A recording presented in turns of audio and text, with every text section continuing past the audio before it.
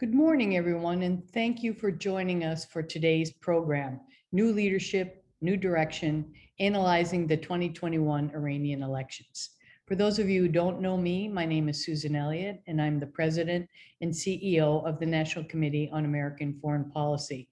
I'm really excited about today's discussion because we've gathered a great group of experts to discuss the elections that took place in Iran last week.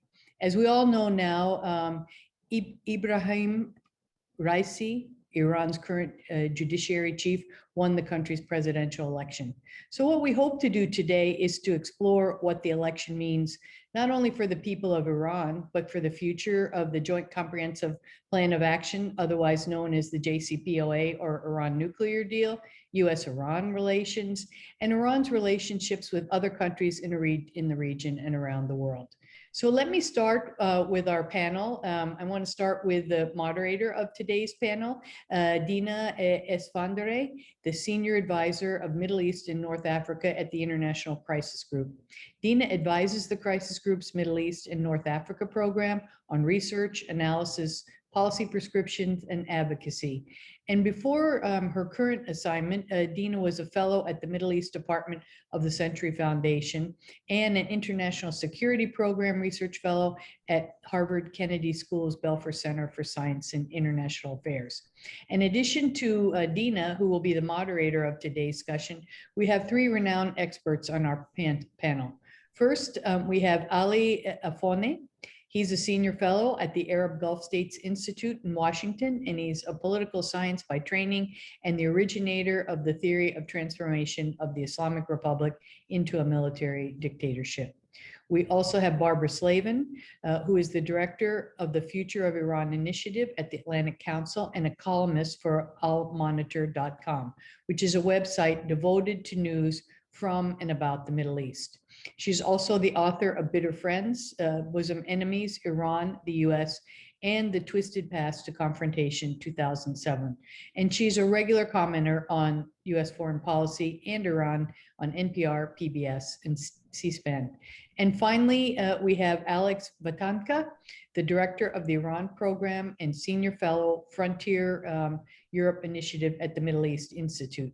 Alex specializes in Middle Eastern regional security affairs with a special particular focus on Iran. And he recently came out with a new book, which I'm looking forward to reading, The Battle of the Ayatollahs in Iran, the United States, Foreign Policy, and the Political Rivalry since 1979. It's a great book, and I hope everyone will read it. So I'm going to turn the program over now to Dina, and thanks to all of you for participating, and I'm looking forward to a great discussion. So over to you, Dina. Thank you so much, Susan, and thank you so much for having me. It's a pleasure to be amongst you, and I'm looking forward to moderating over the course of the next hour and a bit. So I think we'll go and jump right into it, if my panelists will allow me to. How about we start simple? So as we know, the Iranians had elections last Friday. I would like one of you, and up to you, if nobody volunteers, then I'll pick. Could you summarize for us what happened? What are the results? And what happened over the course of the elections? Who would like to take a stab at that? Go for it, Barbara. Ladies first, huh? Look, it wasn't an election, it was a selection. In the last 25 years, Iran has had not free and fair elections, but it's had some degree of competition among the candidates with different points of view expressed and different viable candidates on the ballot. This time that wasn't the case. Anybody who had a real chance to beat the winner was eliminated, including some very, very prominent people, former Speaker of Parliament, former nuclear negotiator. So it was handed to Ibrahim Raisi on a platter. Despite that, it had historically low turnout. And the number 2 winner was blank or spoiled ballots. So Ibrahim Raisi got 30 million, his entire vote, let's see, was 17 million about, which was the same amount that he got when he lost 4 years ago to Hassan Rouhani. He got between 25 and 30% of the electorate, basically, of eligible voters to support him. which even in Trumpian terms is a very narrow base on which to build a presidency. Everyone thinks he's just waiting for Ayatollah Khamenei, the supreme leader of the country, to die so that he can then take over the real top job in the country. But I'm sure we'll talk about all the enormous problems that he is going to face from day one, which may make his higher ambitions a little hard to realize.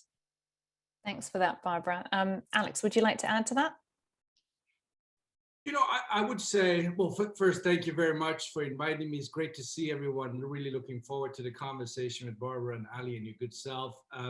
Look, I mean, it wasn't a surprise to anybody who spent the last 3 or 4 weeks watching this process. I mean, Barbara got it absolutely right. I mean, if there was ever a silver platter, this was it.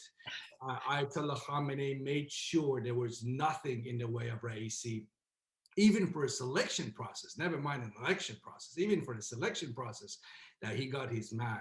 We can, and I look forward to that part, we can speculate why did Khamenei gamble? Because it is a gamble. I mean, he could pull it off, but he gambled. He's tarnished his own reputation. He will probably go down in history as the guy who brought the end of the Republican component of the Islamic Republic. And I don't want to call it a caliphate yet, but I mean, he has sort of chosen to go that direction. This is different from what he was party to back in 1979 as a young revolutionary. It wasn't supposed to be like this. Look, he did 2 things, Khamenei, with this election. He told the public, listen, reform in the Islamic Republic is not possible. Reform can only come through me. He made that very clear, and the Iranian people listened to him and accepted it. Now, the Iranian people have to make a decision. What next for them? Are they going to come out in the streets? Are they going to emigrate? What are they going to do? That's their call. The other thing Khamenei did, he really deepened the schism within the Islamic Republic. You know, never mind disqualifying Mahmoud Ahmadinejad. He's been kind of asking for a few years now. But when you take out Ali Larijani and the entire Larijani clan out of the equation, you're really shaking things up in the Islamic Republic at a time when you're 82 years old. You need continuity, you need stability to pass on to the next whoever, it could be Ibrahim Raisi. But you're making a lot of people angry. And I'm sure Khamenei knew that, but he nonetheless decided to do it, which takes me to my last point, Dina. What did he want to achieve with this? Because now he owns the whole thing. He doesn't have a Trojan horse in the presidential palace anymore. Ibrahim Raisi has owed everything in his political life to Ali Khamenei. He's never done a single thing on his own. He doesn't stand for anything. He's not a great speaker. He's never articulated any policy. The only reason Ibrahim Raisi is where he is, including his last job as head of the judiciary, now president, and maybe potentially supreme leader, is because Khamenei trusted the guy. And enough people in the system said, yeah, he's a guy who we want because he's going to secure continuity. And here's the challenge. If you want continuity, that means you're going to have the old problems of the last God knows how many years. And, you know, the country needs a break. The country needs to go in a different direction. And this was an opportunity to choose to go in a different. It's not too late. I mean, Ibrahim Raisi could be told that we want you to reform. We want you to talk to the Americans. We want you to slow down here against the Saudis and so on. But I wouldn't put big money on it. So I hate to sort of be pessimistic, but I think this is about Ayatollah Khamenei being super, super micromanagerial. And he's thinking not about this election, he's thinking about who he wants to be in the presidential palace the day he dies, if it happens in the next 4 years. Thanks for that, Alex. Ali, let's go back to well, I mean, we'll talk a lot about the implications of the elections, but I kind of want to talk a little bit about the run-up to the elections. And Alex went into that a little bit now, but why do you think the Guardian Council restricted the pool so much? Was it really just the Supreme Leader's doing? What's your explanation for it? There are remarkable similarities between the way that Mr. Saidi passed the Guardian Council and his serious challengers and rivals were excluded, and the way that Mr. Khamenei himself became the president of the Republic in early 1980s. Both gentlemen are from the city of Mashhad. They are natives of that city. Both are low-ranking clerics with no high educations from the theological centers of Iran. And both gentlemen are not particularly appealing to the electorate. Mr. Khamenei was more or less unelectable in early 1980s. And it was through the good offices and work of the late Mr. Rafsanjani, who helped Mr. Khamenei first be elected the president of the republic, not once, but twice, particularly by eliminating other candidates. And then in 1989, it was also Mr. Rafsanjani and his network of technocratic elites of the Islamic Republic who managed to make Mr. Khamenei the leader of the Islamic Republic. Now we are seeing a similar process playing out with Mr. Raisi. Mr. Raisi was unelectable, but thanks to Mr. Khamenei's influence, he managed to become the president of the Republic. Now, there is one big difference between now and the 1980s. In the 1980s, it was Mr. Rafsanjani's network of technocratic elites and the clerics who managed to get Mr. Khamenei elected and leader of the Islamic Republic. Nowadays, it is Mr. Khamenei on the one hand and the Islamic Revolutionary Guard Corps on the other. Mr. Rafsanjani's network is still in existence, but it is significantly weakened ever since his passing. Nowadays, that network is in reality Mr. Rouhani's network. We have a competitor power center, the Islamic Revolutionary Guard Corps, which has aligned itself very closely with Mr. Raisi because they do see him as a suitably weak leadership candidate who would be their candidate for succeeding Mr. Khamenei. Let me just give you one very interesting example of cooperation between the two. Back in 2017, December 17 and January 18, there were some bread riots in the city of Mashhad. Now, the city of Mashhad, the Friday prayer leader is Ayatollah Alam al-Huda, who is the father-in-law of Mr. Raisi, and he's also the representative of the supreme leader in the province. We also know that the Revolutionary Guard Corps transported protesters from the rural areas around Mashhad into the central city so they could chant slogans against the Rouhani government. And that would, of course, make Mr. Rouhani even more embarrassed and give Mr. Raisi a good starting point as judiciary chief. What happened, of course, was that it was a total miscalculation. The same people who were counted on to come and chant anti-Rouhani slogans also began chanting slogans against the Revolutionary Guard, Supreme Leader Ayatollah Khamenei, and the Islamic Republic in its entirety. So in that particular instance, they cooperated, but it was a miscalculation. In this instance, Mr. Khamenei's move was better calculated and Mr. Raisi, the inevitable winner of the election. Thank you for that. So do you think my reading is that the Iranian public is politically exhausted. They're tired, there's hopelessness. They don't see the point in engaging in elections. Barbara, do you think that's the explanation for the low voter turnout? That combined with the idea that it seemed obvious that Raisi was going to win?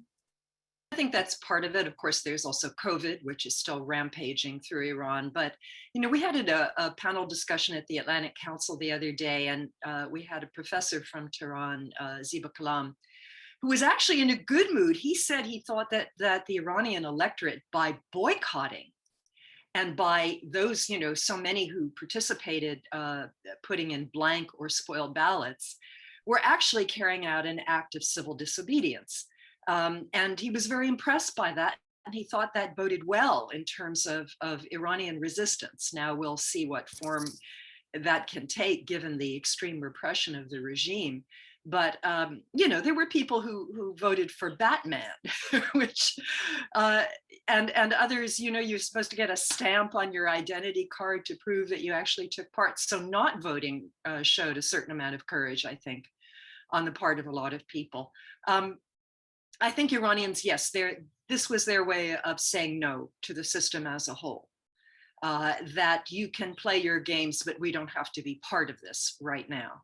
And they're going to wait and see if Ibrahim Raisi can deliver at all on any improvements in the economy in particular, which is what people are certainly looking for first and foremost.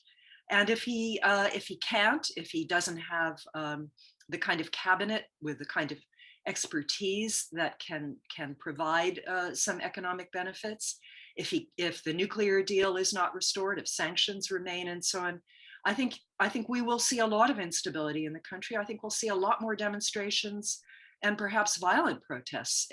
People are really angry at what they've had to go through over the last few years. So I wouldn't say that it's just apathy. I think there's something stronger there, and it's really anger. Thank you. So for the few that did protest, not protest, sorry, the few that did vote, Christ, what were the issues that mobilized them? What was it that got them to the ballots? Alex, would you like to tackle that one? Look, so we do know there is a base for the Islamic Republic. I mean, it's not like there are 5 guys who run the show. But what percentage of Iran's population of about 82 million support the Islamic Republic? I have always, there's no, by the way, scientific figure. There's nothing totally reliable at all. It's all anecdotal. I would say about 20%, 25% might support the Islamic Republic for various reasons, not necessarily for ideological reasons. A lot of people, as Barbara just pointed out, showed up and voted because if you didn't get a stamp in your identity card, your national identity card, your boss at work said to you the following week, did you vote? You say, no, that could get you into trouble. So, people had to vote to survive. This is an economy that's in a free fall. You're not going to risk the livelihood of your family by getting out of a job that, is provided by the government by not voting. But I agree, this is not apathy. This is anger. This is the nearest thing we've come to a boycott. This is the nearest thing we've come to a national boycott. I don't know why the Iranian opposition didn't make much more out of it outside the country. They could have. This was a moment they could have been far more organized and loud and convincing why this is the time to boycott. That was the opposition outside. As we know, the so-called reform movement inside the country was split between those that said, I'm not going to vote like Mir Hossein Mousavi. Why should he vote? He's been on the house arrest for over a decade. I mean, what right does people have to ask him to vote? The man can't leave his house. But then you had surprises like, Mehdi Kadrubi comes out and says he's going to vote. Another individual who's been on the house arrest. That one I couldn't figure out at all, except that there are people obviously inside Iran, and I guess this ties to your question, Dina, that, know this is a rotten system. I know this cannot continue going forward, but yet are scared because there isn't a clear path forward. If the Islamic Republic tomorrow collapses, what will replace it? And that's a genuine fear. And those of us who sit in Washington or wherever, 7,000 miles away, we have to, for a second, think about it, how the world looks like where they are. They've just seen Syria, and they've just seen conflicts around. But is that an excuse for inaction? Absolutely not. And I think this is where we are at now. The Iranian public recognizes, the voters, that something really has to change. And unfortunately for them, when they listen to those 3 excruciatingly painful so-called presidential debates, they heard nothing to the point of that Barbara made. What will Raisi do? Well, Raisi, again, I agree with Ali. I said it myself as well. The only reason Raisi is there is because he's weak. He's to be controlled. He doesn't stand for anything. He's trusted. But then again, that was what Khamenei was believed to do in 1989. But he went in a whole different direction. Will Raisi do the same thing? Time will show. But right now, he hasn't spoken about the need to overhaul Iran's foreign policy, which is the big elephant in the room. You're not going to fix the economy till you change your foreign policy. And I don't care if there are 5 more agreements coming out of Vienna in the next 5 days. The nuclear deal alone is not going to help, or it's not going to overhaul Iran's economy. It's just not going to happen. It's deeper than that. The problems impacting, inflicting the country are deeper than just, sanctions. And again, this is something else Raisi didn't talk about. Who runs the show? What about the nepotism? What about the lack of accountability? What about all those things that go wrong and nobody, if you're in the inner circle of Ayatollah Khamenei, you get away with it. So, I mean, look, I would say those people who came out, just quickly going back to your original question, those people who came out and vote, God knows what they were thinking. I'm sure there's a very tiny minority who really believe that the way forward is what Raisi, this new muscular president, will do. For example, they're saying he's going to be making a big difference in the Vienna talks, as if Raisi is going to be sending instructions to Abbas Araghchi to, in Vienna, what to give away to the Americans. That's not Raisi's job. That wasn't even Rouhani's job. That stuff is decided in Tehran by outside of the presidential palace, although the presidency obviously is a voice in that decision-making process.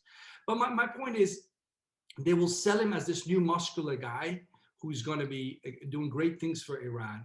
But frankly, they haven't thought through the day after election. Now he owns it. Now Khamenei literally owns it. He's the king. He's the king. He runs the entire show. Nobody takes the Iranian Majlis seriously. Nobody's going to take Raisi's presidency seriously. Khamenei is now the new, if you will, the despot. He's the one-man rule, essentially. And the question is, what will he allow Raisi to do and in which direction? Susan, at the top of the hour, she said I think she said new leadership, new direction. Well, that's the big question. Will be a new direction? Because I don't think there's a new leadership.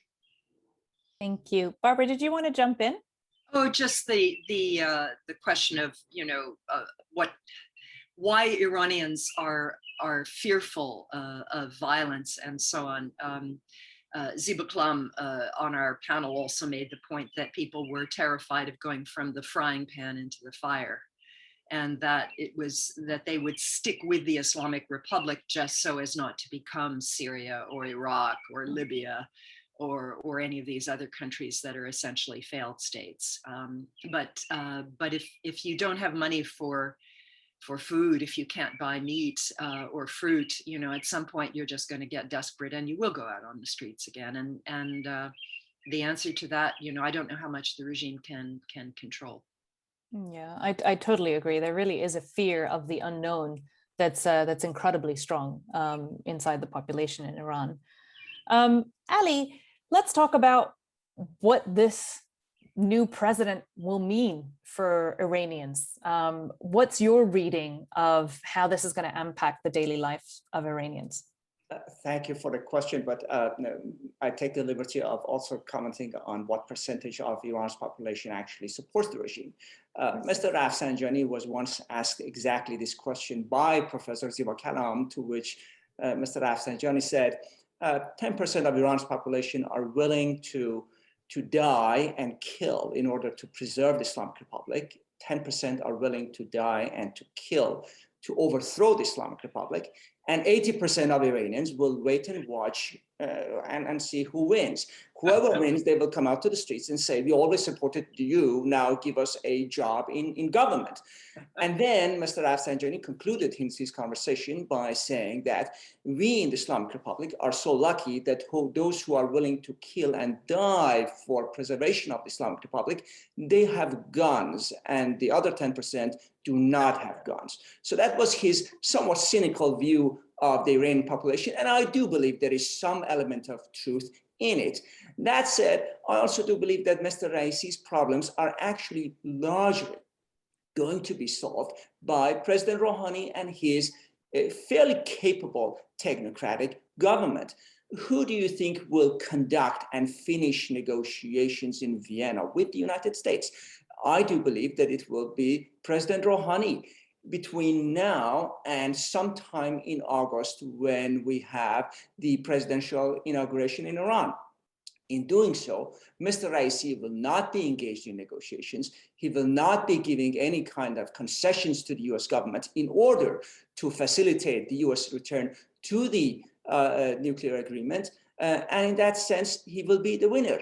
And the very moment the Islamic Republic will begin to benefit from US return to the agreement and removal of at least some of those sanctions, Mr. Raisi will, of course, take personally credit for improvement of Iran's economy.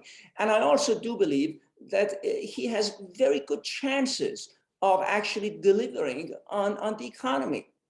Now, look, the Islamic Republic has managed to survive so many crises in the course of the past years and has managed to succeed. The Islamic Republic has been a sensational success in a sense. If you look at Syria, the Islamic Republic managed to secure survival of the Bashar al-Assad regime. That is a sensational success, regardless of the human cost, which really doesn't count for Iran. Of course, it is some Arabs killing some other Arabs, so it's not an issue for the Islamic Republic. The Islamic Republic also managed to survive the maximum pressure campaign of the Trump administration. The Islamic Republic managed to survive loss of 90% of the oil revenue. Imagine if some of those US sanctions are removed and Iran gets access to some money and some frozen assets abroad, then Mr. Raisi can actually improve the economy. And lastly, the pandemic hopefully is going away. So 3 very serious hurdles were more or less obstacles were overcome with the help of the Rouhani government, and Mr. Raisi can get the benefits. In this way, he can also pave his own path to the office of the leadership. I even do not rule out the possibility of Mr. Raisi reducing some of the pressure against women. The Islamic Republic is utterly, totally, and completely unprincipled and unideological. Mr. Raisi himself is utterly unprincipled. This man would be willing to do anything to win the next presidential election. And therefore, I do believe that he actually will do certain things and he will benefit from the Rouhani government's actions, which pave his way to the presidency and to the leadership. Thank you for that. Actually, an interesting theory that I've been hearing from some fellow Iran analysts is similar to the one that you put forward, Ali, which is that the government understands that it can't deliver on political freedoms and on, allowing the elections to go through that they should go through because the supreme leader wanted somebody like Raisi in place. So they very well may deliver on social issues that are much more important to the daily lives of Iranians, which goes towards what you were saying about the loosening on the women's front, for example. Alex, what do you make of that? Do you think that's a possibility? No, I agree that, they don't have principles, and, it's pretty much in the Constitution. Anything goes to preserve the regime. You can breach the basic tenets of Islam in the Islamic Republic as long as you preserve the Islamic Republic. I mean, we're quoting Ayatollah Khomeini himself, I guess, one way or another here. But,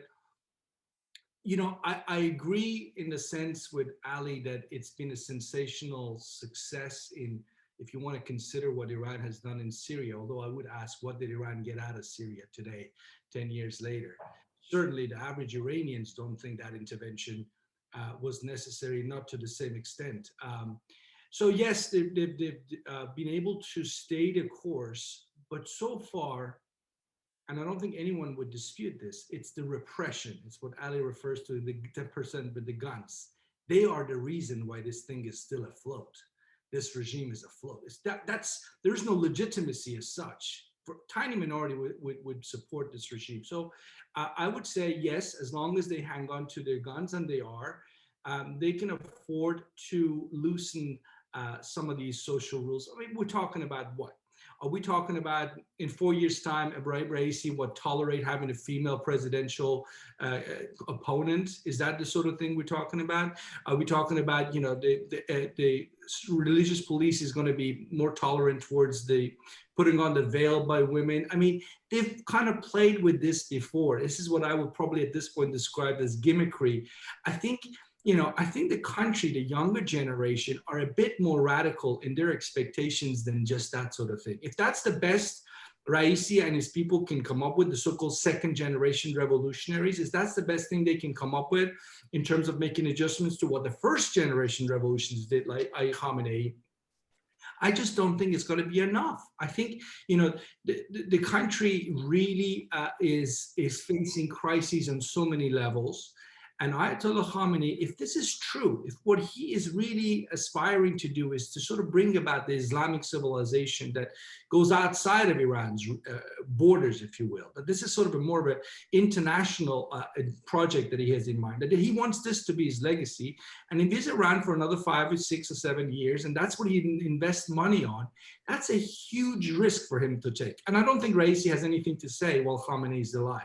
Raisi only becomes relevant the day Khamenei is no longer there. As long as Khamenei is alive, I mean, maybe Khamenei is going to surprise me and declare Raisi his deputy supreme leader, the way Montazeri was a deputy supreme leader, but I doubt it. I think Khamenei will remain the micromanager. And the question then is, what does he want for his legacy to be? What does he feel? Perhaps even equally important, what would it take for his family to be safe? For the Khamenei household to be safe? I mean, look what happened to the Rafsanjani household. Look the troubles they've gone through since the old man passed away in 2017. So, I mean, to me, it's all about Khamenei's vision. And yes, I'm sure he's under pressure. I'm sure people are saying to him, you might want to loosen up in certain areas, but it's just not going to be enough. The fundamental trajectory he's chosen to be on, for as long as he has chosen to be on it, it's just taking the country in a very dangerous, risky direction.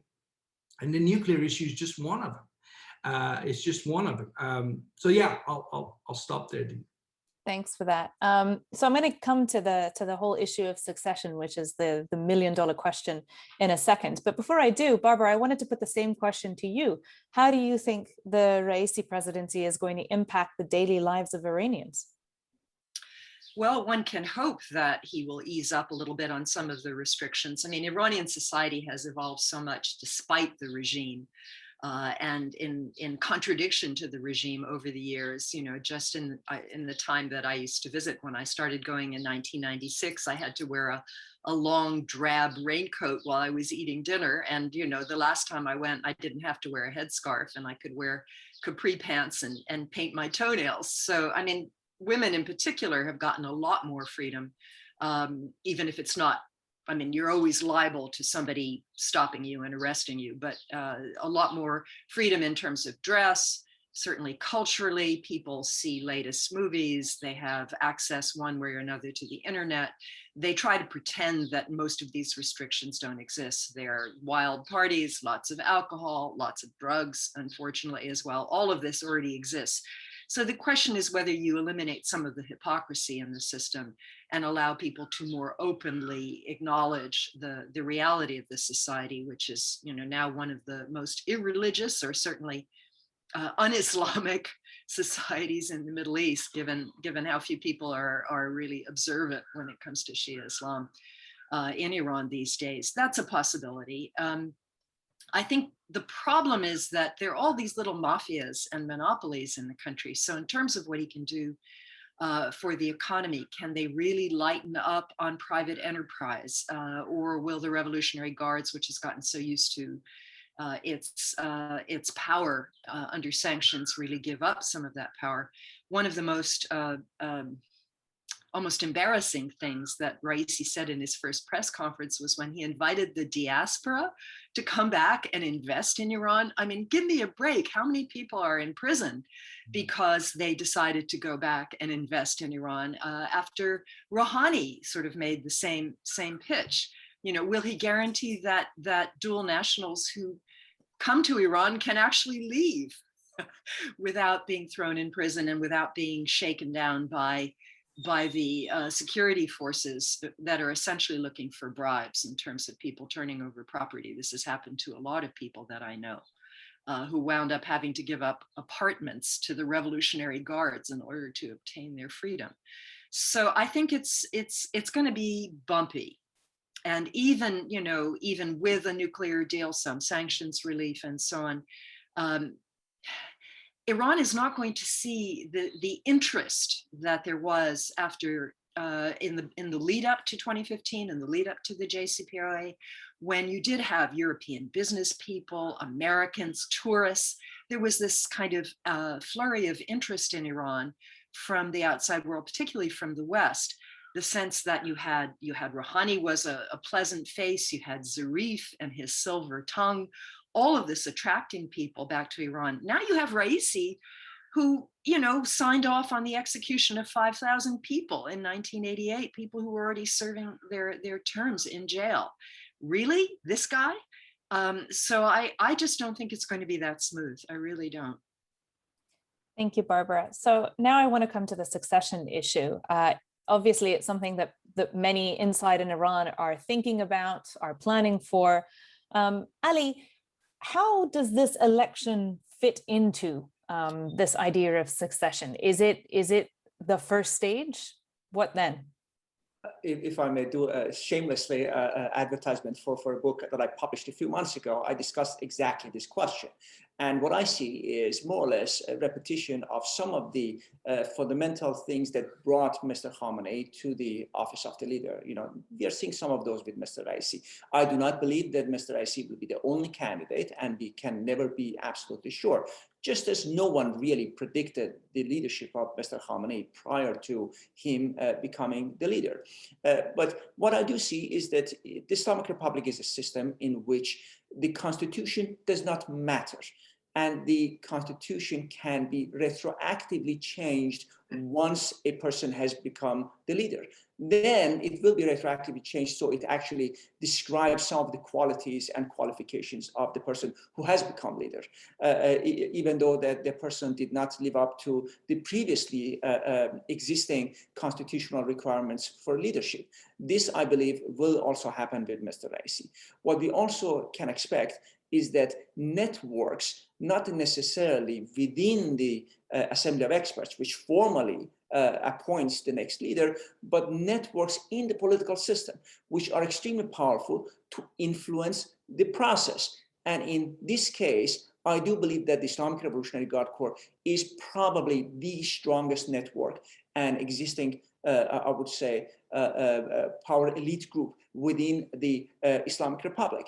And this, by the way, is not unique to the Islamic Republic. You know, many years ago, I did a comparative study of military dictatorships in the world. And I believe that, you know, back then, the conclusion showed very clearly that we see military dictatorships and a political influence of the military in countries with either non-existing, weak, or weakly institutionalized political systems.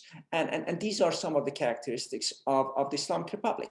The only difference between the Islamic Republic today and the, let's say, military coup d'etats of South America in the 60s and 70s, of course, is that we do not see tanks rolling out in the streets. We see indirect political influence. We see indirect economic influence of the Revolutionary Guard to direct the political process in a specific direction, so that the person becoming the next leader of Iran will also be a candidate suitable for the Revolutionary Guard Corps.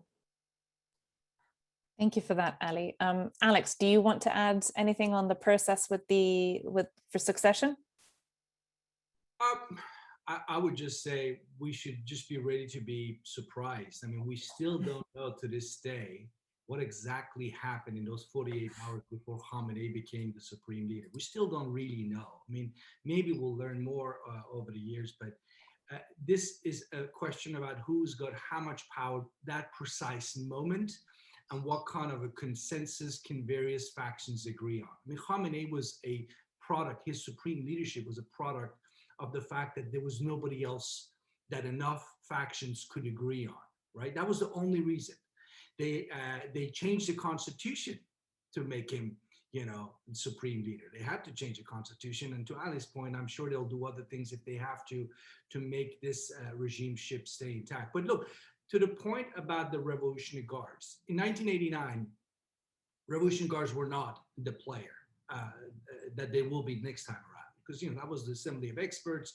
There was a sort of clergy at the time, which were more or less united. They had the rightist faction, they had a leftist faction, but more or less united that they wanted to preserve the Islamic Republic.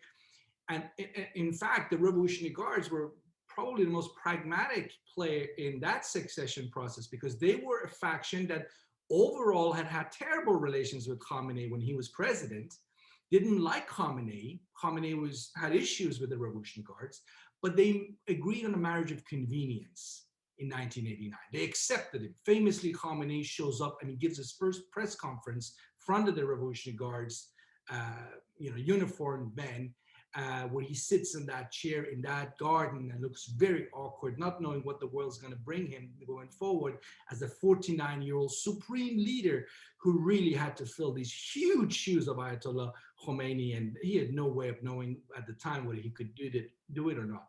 This time around, Revolutionary Guards, two questions that we need to ask ourselves as analysts is, how united are they? This election process showed up that there are real schisms within the Revolutionary Guards. I mean, the number of candidates that came from that faction, so-called Revolutionary Guards, and the nastiness that they attacked each other, particularly the candidacy of Said Mohammad, really generated some nasty comments from other Revolutionary Guards circles. That shows you, and we can only speculate, none of us are in Tehran or privy to this, but we can speculate there are divisions within the Revolutionary Guards. What does that mean for Western policymakers? That's a whole different issue. But the fact is that that's a division, that's a schism.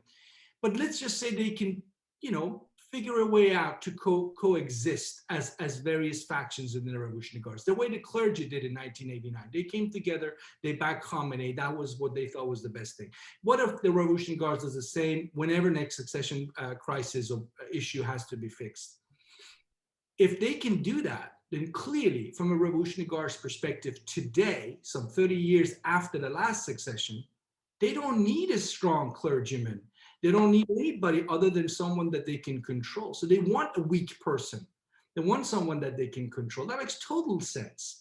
They don't want a Khomeini. They don't even want a Khamenei. They want someone like Raisi, someone who was 20 years old when he was brought in from Mashhad, no qualifications. And still doesn't really have, in terms of formal qualification. I mean, Ibrahim Raisi's been busy working. I know they call him Ayatollah today, but he's probably not even a Hujjat al-Islam. He probably doesn't even have the qualifications to. So, on a funnier note, the number of people in the Islamic Republic who end up getting PhDs while working full-time amazes me. But there you go. So my point is, Ibrahim Raisi is exactly the sort of weak individual they might want. He's relatively young, 62, which means if they can keep him in power, he could be around for 10, 15, 20 years. So again, this is the big question the regime as a whole and the Revolutionary Guards need to sort of figure out in their mind. Would they be willing to risk staying the course, continuity at any price, and repression will basically save the day for them? If that's their calculation, which I think is a big gamble, then you know how this succession process will look like. Revolutionary Guards will back someone like Raisi, probably Raisi, and then they have to just wait and see what comes from the streets and hope for the best from their perspective. Thanks for that. Barbara, I want to move to the foreign policy sphere, if I can. What do you think Raisi's presidency will mean for Iran's foreign policy? Are we likely to see more continuity or real change in Iran's foreign policy?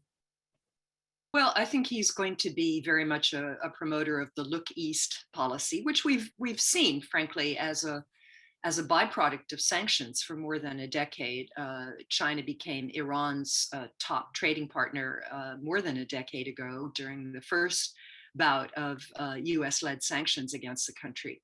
So there will be a focus on China, there'll be a focus on the neighbors, there'll be a focus on Russia in terms of security cooperation continuing in places like Syria.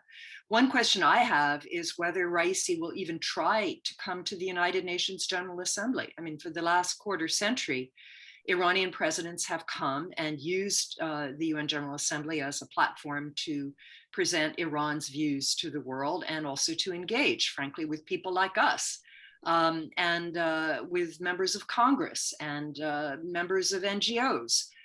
Will he even bother? He's under personal sanctions that were imposed by the Trump administration. There's a question about whether they'll be lifted, and they're related to human rights abuses going back to the 1980s. So will he come? I don't think he's ever been to the West. I think he's hardly traveled at all. And he's not an attention hog like Ahmadinejad was, who was desperate to have any kind of attention, whether it was negative or positive, he didn't really care. He is a much more pliant and submissive figure than that. So if he doesn't come, who will present Iran's views to the West? Will Iran care? These are some of the questions that I have about his outlook. I think they need sanctions relief, some sanctions relief, clearly, but I'm not sure that he needs to go to Rome or Paris or London like Rouhani did. I don't think he's the type. Thank you. Ali, what do you think? Continuity or change? The first and last Iranian president who had decisive influence over strategic decision-making, foreign and defense policy, was Mr. Rafsanjani. And once he left office in 1997, all those responsibilities were more or less transferred for all practical purposes to the Supreme National Security Council, which is more or less a shadow government, governing Iran and making those strategic decisions. And I do believe that Mr. Raisi will not be an exception to that role, and most of those decisions will be reached in the Supreme National Security Council. Now, Mr. Raisi, as Barbara correctly pointed out, has a banality of evil past, which will haunt him in the West. That makes his ability to maneuver diplomatically in the West more difficult. His past will come to haunt him, and the Iranian opposition will point it out. Amnesty International has already done it. So he will face some challenges in this regard, and so will Western governments, which will try to reach out to Iran and somewhat normalize relations. Because of Mr. Raisi's past, they will also face these difficulties. But Mr. Raisi himself, I do not see him having a decisive influence over Iran's foreign policy. The factors which will have, the institution which will shape it will be the Supreme National Security Council, and the factors which will guide Iran's foreign and security policy in the coming years are the issues that I mentioned. Victory in Syria, managed to survive the pandemic, and the maximum pressure campaign. These three factors, in my opinion, will make Iran and Iranian decision makers not only confident, but perhaps even overconfident, because this was a success story, so it can be repeated. And this can actually endanger the Islamic Republic and propel it towards a more adventurous approach in the Middle East region. So it sounds to me like we're actually agreeing here. There is somewhat continuity in Iran's grand strategy, if you can call it that, but a change in tone with the new Raisi presidency. At least that's how I would qualify it. Alex, let's move to like individual foreign policy files so we can get a better idea of how everybody sits on those. Raisi's coming in just as Iran and the world powers continue to meet in Vienna to hash out the details of a roadmap for a return to the JCPOA and implementation of the nuclear deal that was reached in 2015.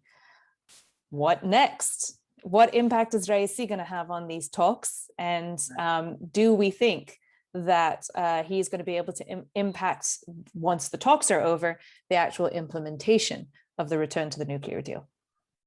I think the second part is actually more interesting to watch out for on the implementation front, depending on how the final, agreement will look like. Remember, there are over 1,500 or so sanctions that, God knows how many of these will be removed, what sort of the final deal will look like.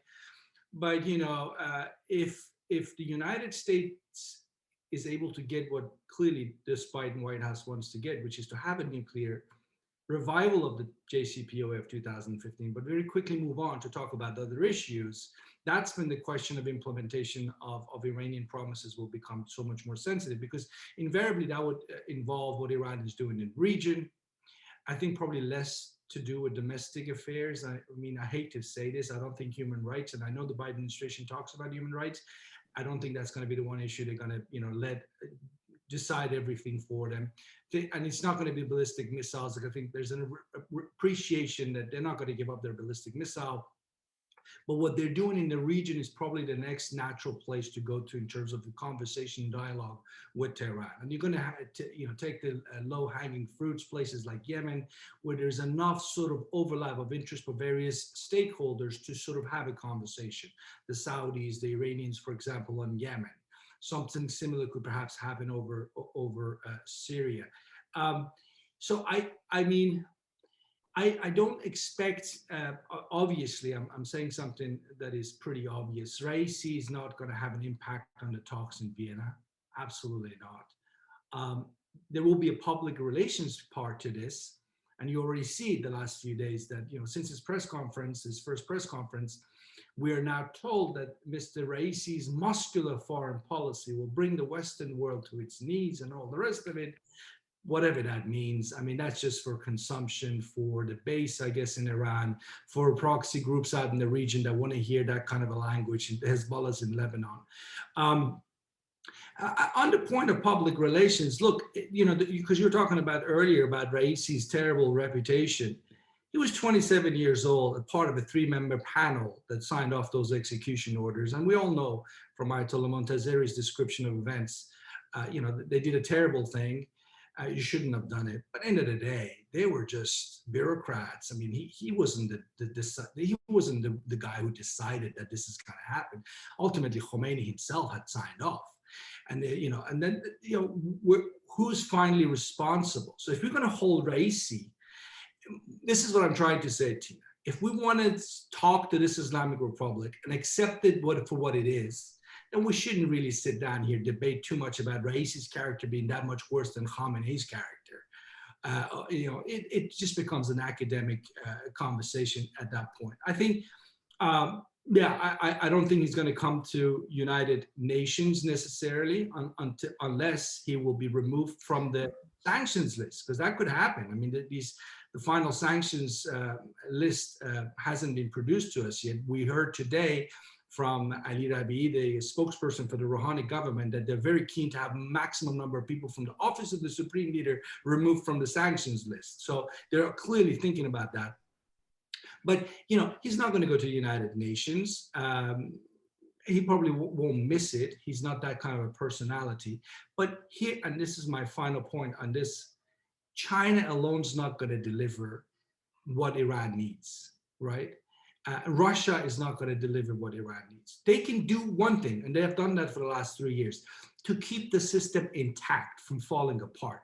Buy enough oil and somehow get enough money over to the Iranians through, whatever the murky ways that they have found over the years in the sanctions busting industry that has emerged.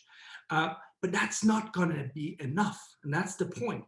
If you really want to, I mean, let me say it this way: if you want to admire the Chinese Communist Party and you wanted that kind of control over your society, what you need to do is also provide economic opportunities the way Chinese Communist Party has done. But what's the big difference between the Chinese Communist Party and the Islamic Republic? The Communist Party of China is totally okay with and has facilitated integration of the Chinese economy into the global economy. The Islamic Republic has not done that. And that's their challenge. And to do that, they can't just bank on the Chinese and the Russians. As I said, China and Russia will keep them alive, but that's not enough for the Islamic Republic because of the anger in the society. They need more. And for that, they can't just sit there and wait for China and Russia and need to figure a way out to talk to Western powers and the rest of the world. Although arguably you could say that their pursuit of the nuclear deal was their attempt at opening up Iran to the international community and to the international markets. That was the whole idea behind coming to the nuclear deal to begin with, and it ultimately didn't work out. To be fair, I'm not often fair, but to be fair, not because of Iran, but because the US pulled out of the deal. Sorry, Barbara, did you want to say something? Yeah, if you're going to follow the Chinese parallel, you have to establish diplomatic relations with the United States, and you have to treat your diaspora well. That was China's ticket. I was a young journalist in Beijing from 1982 to 84. And that's how the Chinese did it, with an embrace of the United States, seeking American technology. And boy, did the overseas Chinese come back in a big way. So if Iran really wanted to be prosperous, that's what it would do. But I think that the regime is more concerned about its own survival, and individuals are more concerned about their own family's survival than they are about the prosperity of Iran. And that is a sad fact, and it's been true for a long time. Ali, what do you think the consolidation of power in the hands of the conservatives means for Iran's regional policy? Is it going to impact it in any way? I'm not entirely sure, because even Mr. President Rouhani and Dr. Zarif and the entire technocratic elites of the Islamic Republic agreed on Iran's policies towards the Persian Gulf Arab monarchies, and or even in Syria. To begin with, Mr. Rafsanjani had some reservations, and at a point when he thought, actually everyone thought, after Secretary Kerry's statement concerning Syria and Bashar al-Assad using chemical weapons, everyone expected that the US would actually attack and perhaps even invade Syria. That very day, Mr. Rafsanjani made a statement saying that the destiny of leaders who deploy and use chemical weapons against their own population is well known.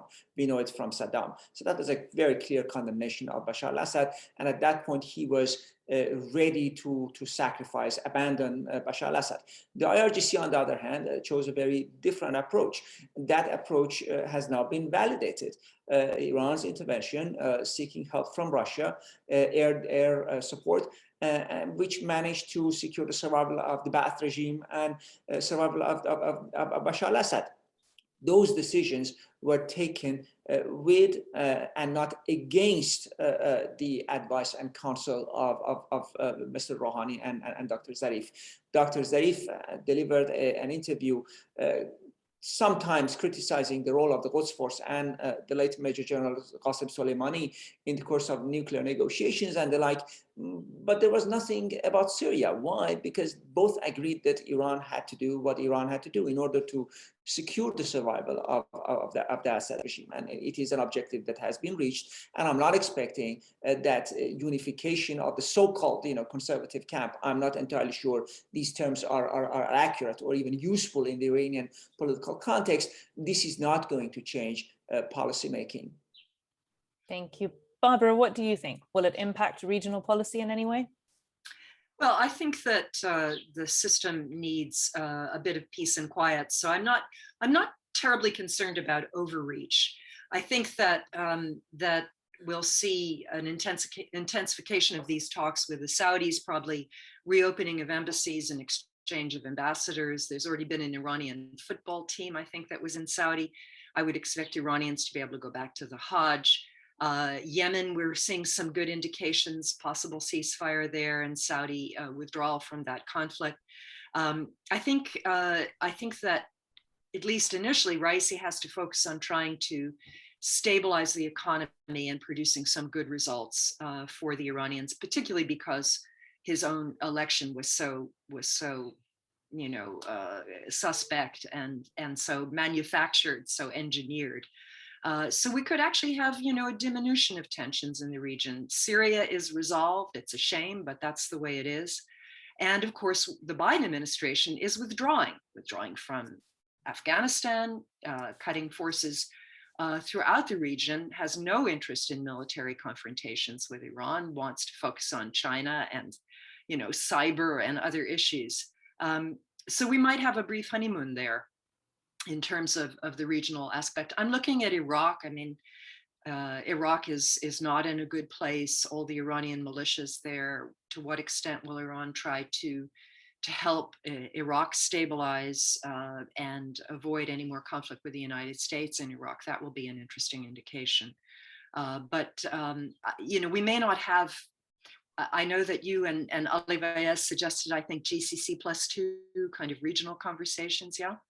But I think this is going to be done bilaterally and quietly in places like Iraq, in places like Oman. Our CIA director, Bill Burns, very experienced diplomat, was in Iraq, meeting not just with Iraqis, I am told. So I think this will be done quietly, back channel, bilaterally. But we could have a good result in the region in terms of a de-escalation of tensions. Thanks, Barbara. Alex, what do you think about the likelihood of a JCPOA plus or JCPOA plus or however many pluses you want to add to the JCPOA to make it work? Essentially an expansion of talks with the P5+1, so the 5 permanent members of the Security Council plus Germany, which of course includes, Iran, the US. What do you think the likelihood for an expansion of dialogue with these Western powers is? No, Dina, so what I suggested earlier was depends on your expectations. If you go back to the May 2018 list of demands of Secretary Pompeo, you kind of represented that to the Iranians, then we know what Iran's reply would be, right? It's not going to happen. If you take a few things from the 12 points and you talk about where can we start a conversation, let's maybe start with Yemen. Right? As I said, there's enough overlap. Different stakeholders, for whatever reason, want to bring this conflict to an end or at least reduce tensions and work in that. That's the sort of thing, perhaps, where you could see some real development happen. Are we going to have one conference somewhere in the world where all they get together, Bonn conference of sorts that we had in late 2001 for the future of Afghanistan, one similar for the future of the Middle East? That's not going to happen, right? It's just, there are too many moving parts to this. But I do sense when I look at the whole regions as a whole, that from Libya to Yemen, from Afghanistan to Lebanon and Syria, there is a sense of fatigue by some of the stakeholders, and I'll say include Iran in there, that have spent the last 10 years or so since the Arab Spring sort of hit the world, spending billions of dollars in this sort of zero-sum game competition. And today, frankly, a lot of these states are looking at it and saying, what did we get out of it?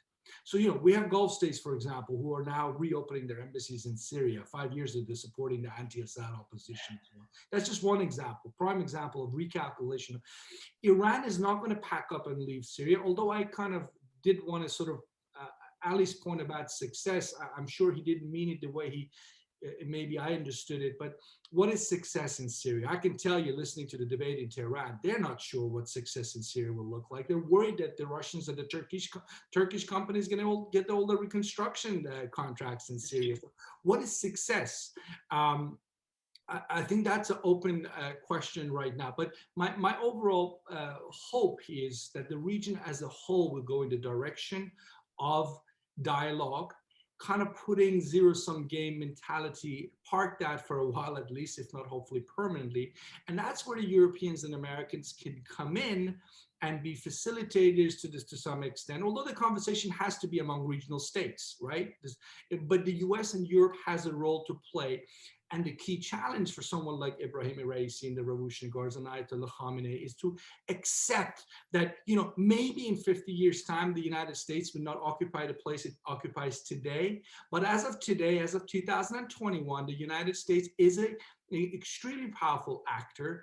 And for Iran to say, we won't have the Americans involved in anything we do with the regional states, it's just a non-starter. It's just a nonsense. It's not practical.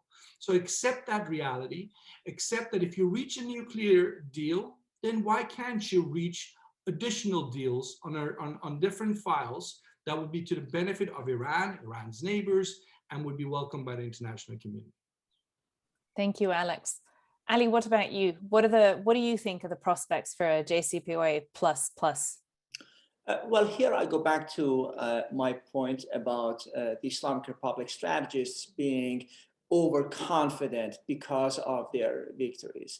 I do not see, and here I do agree with Alex, the Islamic Republic leaving Syria. But I also have a slight difference with my good friend Alex. I do believe that survival of Bashar al-Assad in power, that is a goal which was defined by the Islamic Republic. That goal, that objective has been achieved. A second objective was to secure the overland corridor for transfer of Iran's arms through Iraq and Syria to Hezbollah in Lebanon. That was a goal from day one, and that goal too has been achieved. A third additional goal was to establish a frozen, permanent, a new front against Israel from Syrian soil. That goal too has been achieved, and Israel systematically bombed some of those positions, but that has not changed the determination of the IRGC to remain in Syria and to have a frozen front against Israel. And by the way, the fatalities are Afghan citizens, so it does not impact public opinion in Iran. There are not Iranians dying in Syria, it's mostly Afghans. So in that sense, I do believe that these factors make Iranian decision makers overconfident. Why should they give up on missiles? Why should they give concessions when it comes to the missile program in their negotiations with the US? Why should they give up on any other issue if the United States cannot give them what they most desire, which is sanctions relief and removal of some of those terrorist designations?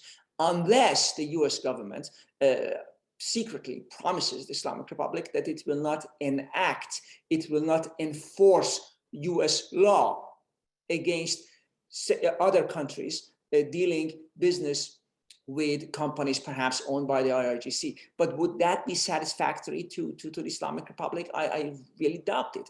And when it comes to relations with Arab states, the Islamic Republic managed to some extent successfully to intimidate even in big countries like Saudi Arabia by attacking their oil facilities. Saudi Arabia was expecting US support and perhaps expected even the United States to fight Saudi's war against Iran.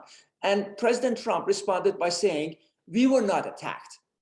Someone else was attacked. Same thing happened with the Islamic Republic's attempts at attacking shipping and disturbing the shipment of oil through the Persian Gulf and the Strait of Hormuz, even in the Gulf of Oman.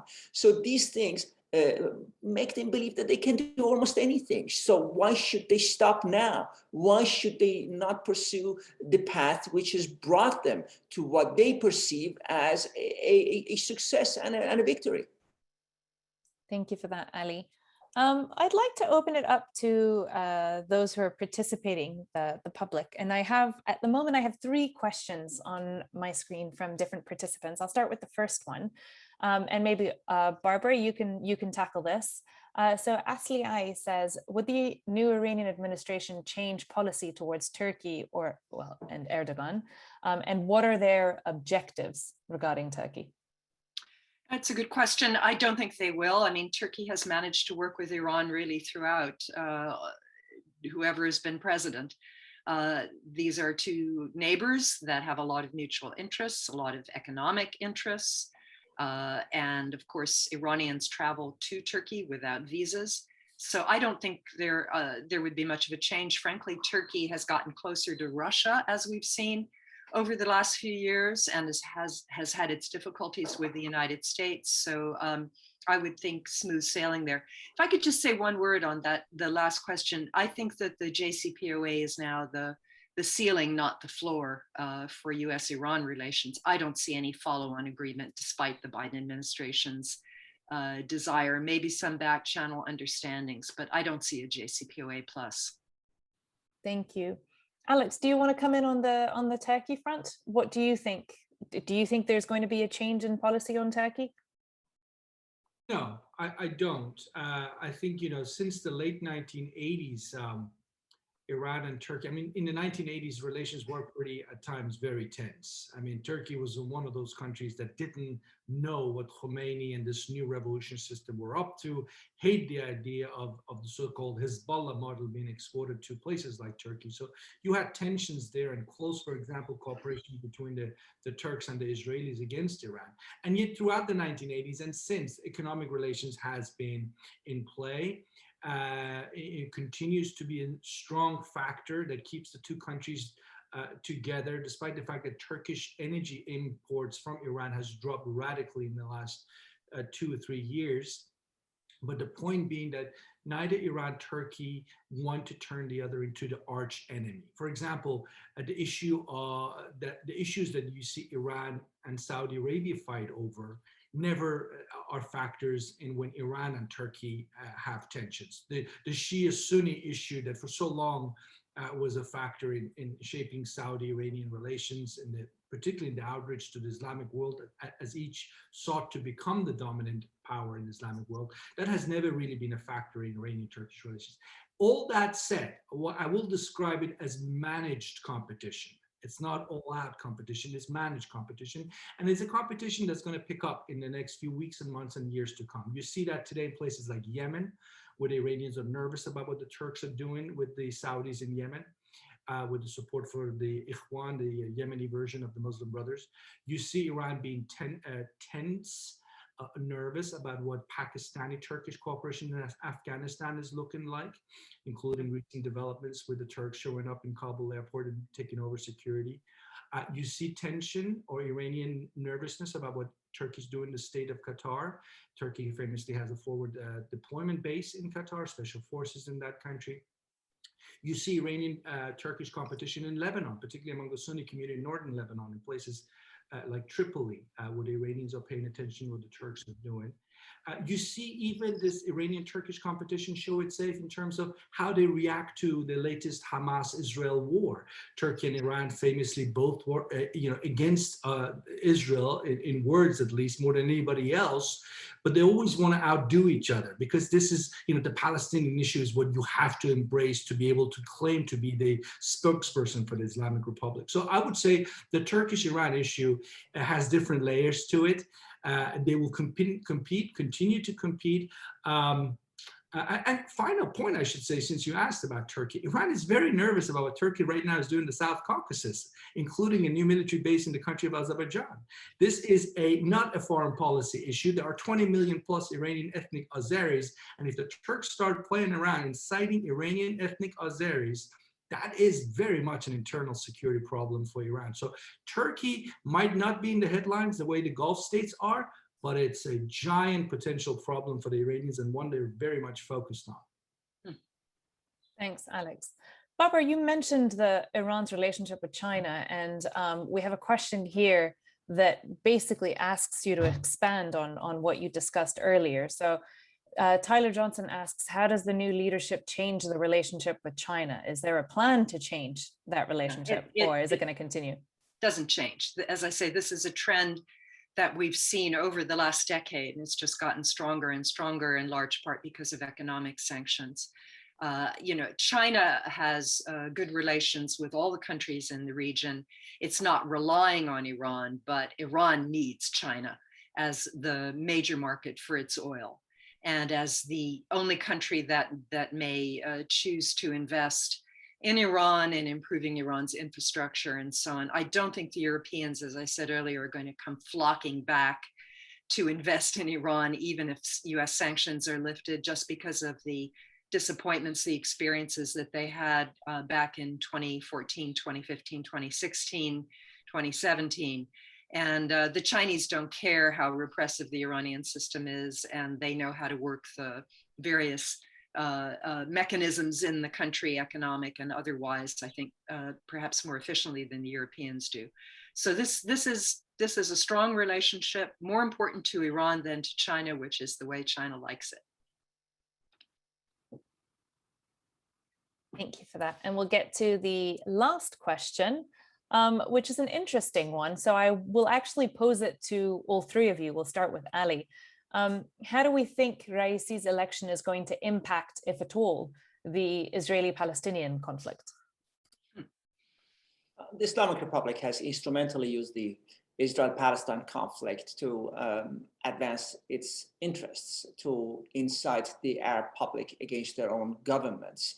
Remarkably, at times when Iran was involved in secretly importing US and Israeli spare parts for its weapon systems in the 1980s.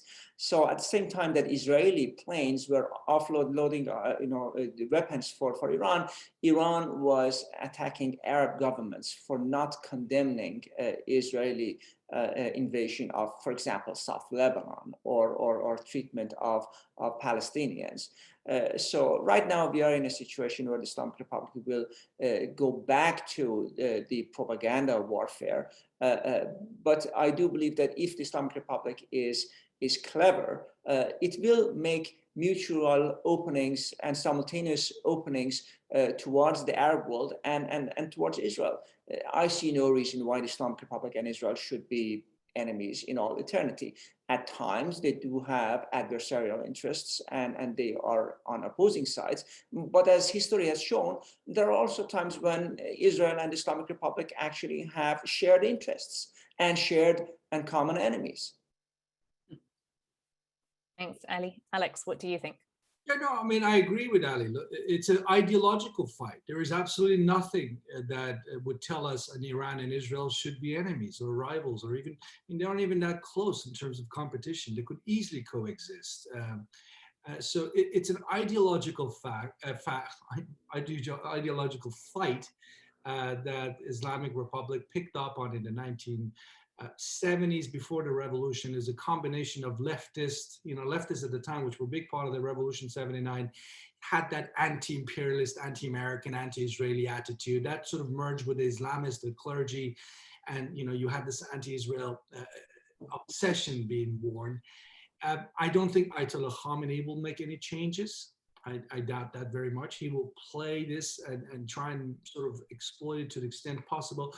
Look, for example, one of the things that the Palestinian card gives Iran is an opportunity to say to the Arab world, forget what we did for the last 10 years in Syria in support of that guy Bashar al-Assad, right? Who is not an Islamist, who's a Ba'athist, and killed his own people to the tune of 500,000. Forget that, what we did. We are for the Palestinians today. I mean, it sort of helps them with their PR. And it's actually, it does work in pockets of the Arab world. If you listen to leaders from Hamas, they are publicly now coming out and saying things like Qasem Soleimani physically came to Gaza, brought money, physically was helping with assembly of the missile lines and so forth. So, for that pocket of the Arab world, Iran has a message, but the problem for the Islamic Republic, that message doesn't result in improving the lives of Iranians in Iran.